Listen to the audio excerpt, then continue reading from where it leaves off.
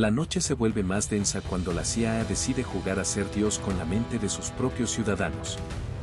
Imagina una habitación sin ventanas, luces que parpadean al ritmo de una bomba de relojería y una voz susurrante que te dice que el dolor es solo un recuerdo.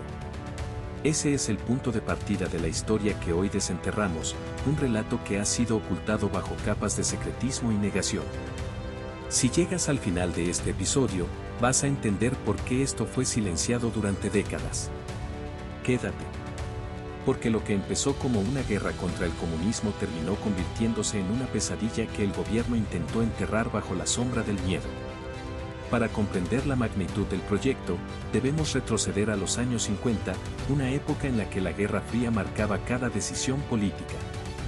En 1953, el entonces director de la Oficina de Operaciones Especiales de la CIA, Allen Dulles, firmó una orden secreta que autorizaba experimentos de control mental bajo el nombre en clave MKUltra. El programa recibió fondos de la propia agencia, bajo la cubierta de investigaciones psicológicas, y se extendió hasta 1973. Entre los científicos reclutados estaba el renombrado Dr. Sidney Gottlieb, apodado el Mago Negro por su obsesión con las drogas psicodélicas. La Oficina de Investigación de la Salud Mental del Ejército también se sumó, aportando instalaciones como la famosa prisión de la Universidad de Cornell. Cada año, se asignaban millones de dólares sin que el Congreso o el público tuvieran idea de lo que ocurría tras esas puertas blindadas. La paranoia de la época alimentó la justificación: si los soviéticos pueden manipular la mente, nosotros también debemos aprender. Pero lo que comenzó como una carrera armamentista mental pronto se transformó en un experimento sin ética, donde la vida humana se convirtió en un simple dato de laboratorio. ¿Qué ocurrió después? La respuesta yace en los testimonios de los que fueron marcados por el proyecto, y el silencio que los rodea solo aumenta la inquietud. Los nombres de las víctimas emergen como manchas rojas en la historia de MKUltra. Uno de los casos más documentados es el de Frank Olsen, un científico de la CIA que, tras ingerir una dosis de LSD sin su consentimiento, cayó desde la ventana de su hotel en Nueva York en 1953. Su muerte fue catalogada oficialmente como un suicidio, aunque su familia descubrió años después que había sido sometido a un experimento de drogas psicodélicas.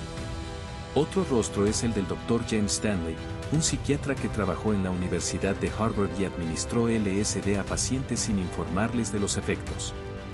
Sus sujetos, muchos de ellos estudiantes, experimentaron alucinaciones permanentes y trastornos de la personalidad.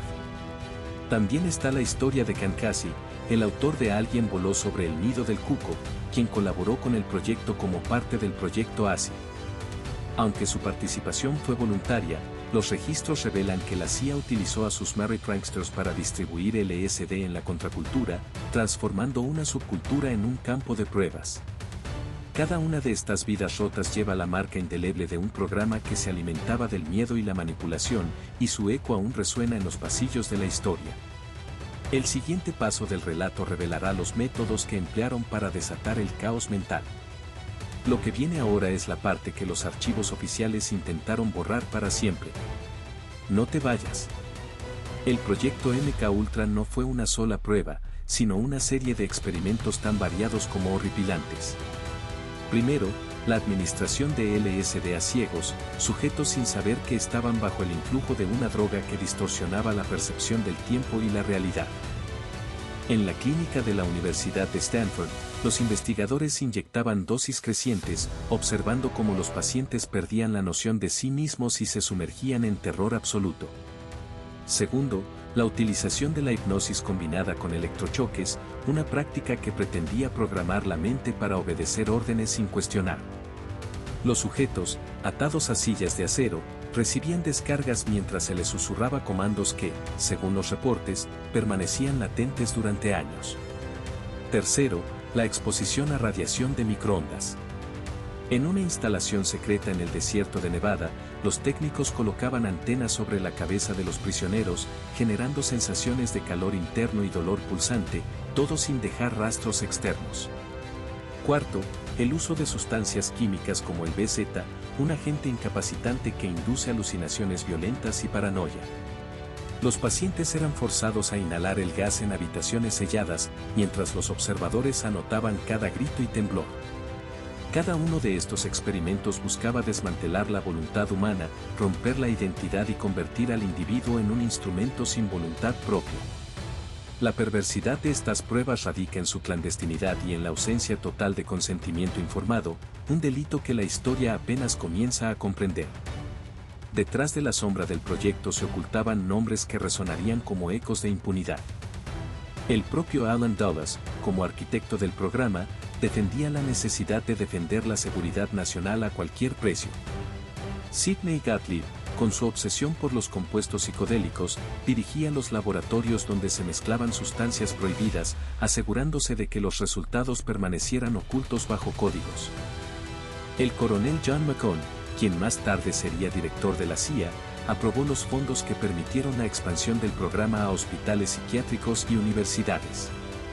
Cuando la presión pública comenzó a asomar en los años 70, el Comité de Inteligencia del Congreso intentó investigar, pero los archivos fueron incendiados, las cintas destruidas y los testimonios silenciados mediante acuerdos de confidencialidad. Incluso los abogados del Departamento de Justicia, bajo la dirección de Robert F. Kennedy, fueron advertidos de no indagar demasiado.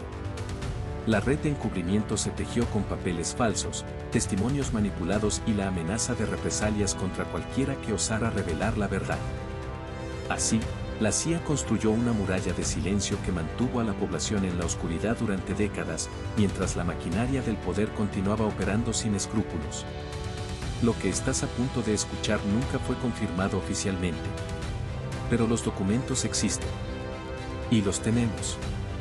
Cuando los sobrevivientes empezaron a alzar la voz, el impacto fue inesperado. En 1975, el Comité Church del Senado publicó una serie de informes que, aunque incompletos, revelaron la existencia de MKUltra al público. La prensa, liderada por el New York Times, destapó los documentos desclasificados, provocando una ola de indignación. Sin embargo, la justicia tardó en llegar. En 1995, la familia de Frank Olsen demandó al gobierno y obtuvo una compensación económica, aunque la verdadera responsabilidad nunca fue admitida por la CIA. En 2000, el exagente Frank A. McClure reveló en una entrevista que los experimentos continuaron bajo diferentes nombres, como el Proyecto Artichoke y el Proyecto Blue Bear. Los archivos desclasificados recientemente muestran que el uso de sustancias químicas para manipular la voluntad humana persiste en programas de entrenamiento militar.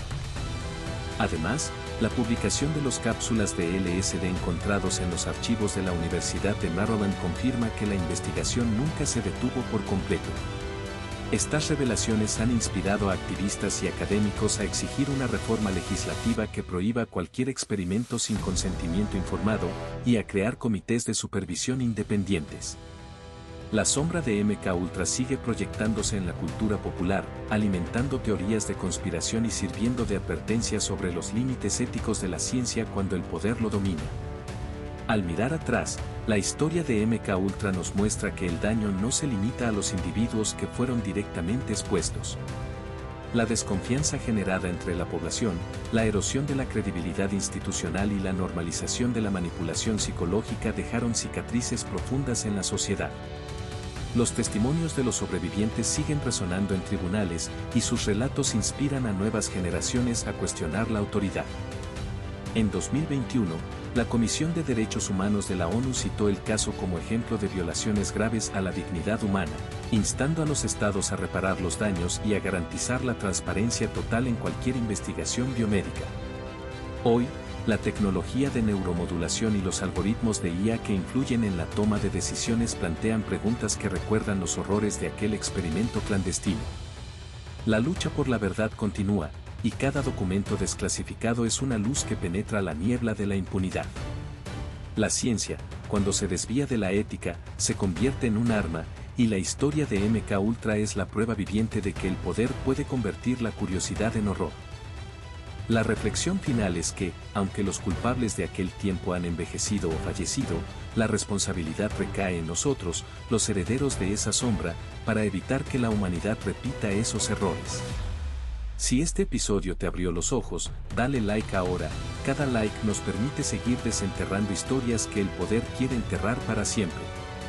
Suscríbete y activa la campana para no perderte el próximo episodio de Leyendas Aterradora. La oscuridad tiene más secretos. Y los vamos a revelar.